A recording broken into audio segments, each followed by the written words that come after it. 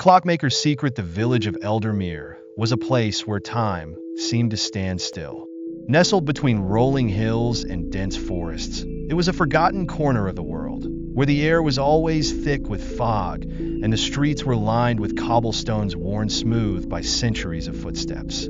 The villagers went about their lives in quiet routine, their days marked by the rhythmic ticking of clocks that echoed from every home and shop.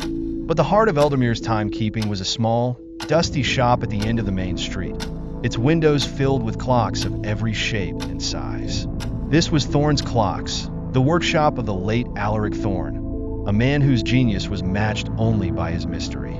Clara stepped off the train and onto the platform, her suitcase in hand. The station was empty, save for an old man sweeping the floor who barely glanced at her as she passed. She had come to Eldermere on a mission. As a historian specializing in forgotten inventors, Clara had spent years piecing together the life of Alaric Thorn. His clocks were legendary, said to be so precise that they could measure the passage of time down to the smallest fraction of a second. But Thorn had vanished without a trace 50 years ago, leaving behind only his clocks and a trail of unanswered questions. The village was quiet as Clara made her way to Thorn's shop. The locals watched her from behind curtains and over garden fences, their eyes filled with suspicion. When she reached the shop, she paused, taking in the faded sign and the dust-covered windows. The door creaked as she pushed it open, and the sound of ticking clocks filled her ears. Inside, the shop was a labyrinth of timepieces. Grandfather clocks stood like sentinels along the walls, their pendulums swinging in perfect unison. Pocket watches gleamed in glass cases, and intricate cuckoo clocks chirped softly from the shadows.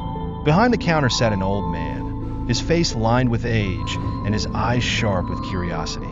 "We're closed," he said, not looking up from the clock he was repairing. "I'm sorry to intrude," Clara said, stepping closer. "My name is Clara Bennett. I'm researching Alaric Thorn. I was hoping you could help me." The old man set down his tools and studied her. "Thorn's been gone for decades. What do you want with him?" "I believe his work was extraordinary," Clara said. "I want to understand it." The old man sighed and stood, his joints creaking. "Name's Hargrove. I worked for Thorn when I was a lad. He was a peculiar man, always tinkering with his clocks, always muttering about time." "Do you know why he disappeared?" Clara asked. Hargrove shook his head. "No one knows. One day he was here, the next he was gone, left everything behind, even his masterpiece." Clara's eyes lit up. "His masterpiece?" Hargrove hesitated, then gestured for her to follow. He led her to a door at the back of the shop, which opened to reveal a narrow staircase. "Down there," he said, "but be careful. Thorn's workshop hasn't been touched since he left." Clara descended the stairs, her heart pounding. The workshop was a cluttered space, filled with tools, blueprints, and half-finished clocks. But in the center of the room stood something that took her breath away, a massive clock, unlike anything she had ever seen. Its face was covered in intricate symbols, and its hands moved in strange, unpredictable patterns. As Clara approached, she noticed a small compartment at the base of the clock. Inside was a key and a note, written in elegant script. Asterisk for those who seek the truth. Turn the key and step through. Asterisk. Clara's hands trembled as she inserted the key into the clock.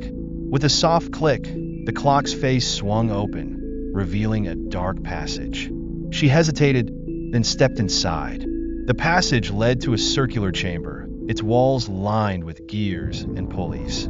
In the center of the room was a pedestal, upon which rested a small, ornate clock. As Clara approached, the clock began to glow, and a voice filled the room. "Welcome, seeker of truth," the voice said.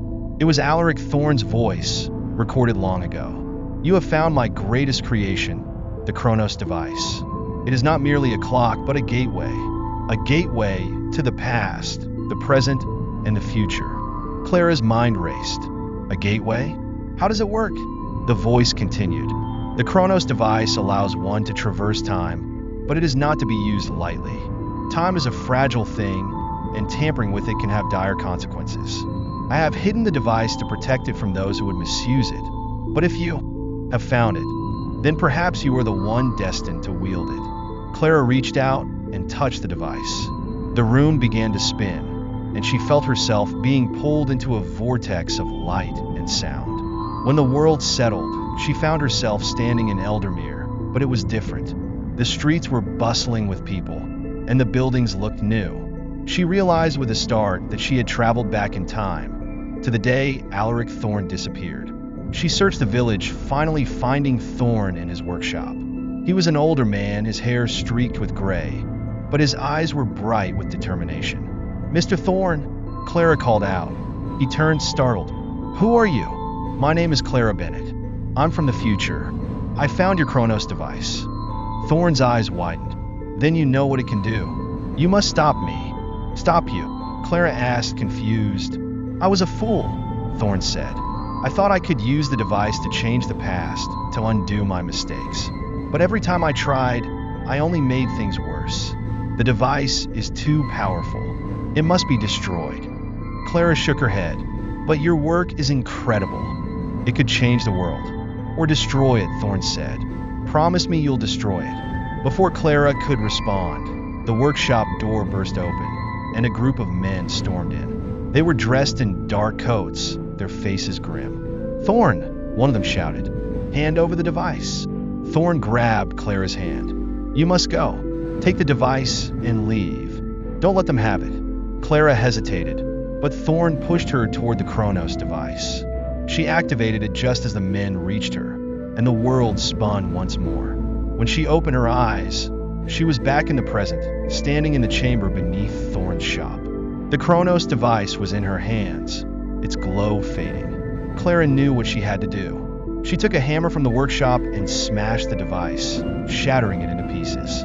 As the last gear fell to the ground, she felt a sense of relief. The power to control time was too great for any one person to wield. She returned to the shop, where Hargrove was waiting. "Did you find what you were looking for?" he asked. Clara nodded. "I found the truth, and I think it's better left buried." As she left the shop and walked back through the village, Clara felt a strange sense of peace. The mystery of Alaric Thorn would remain unsolved, but some secrets were meant to stay hidden. And as the clocks of Eldermere continued to tick, marking the passage of time, Clara knew she had made the right choice. The end.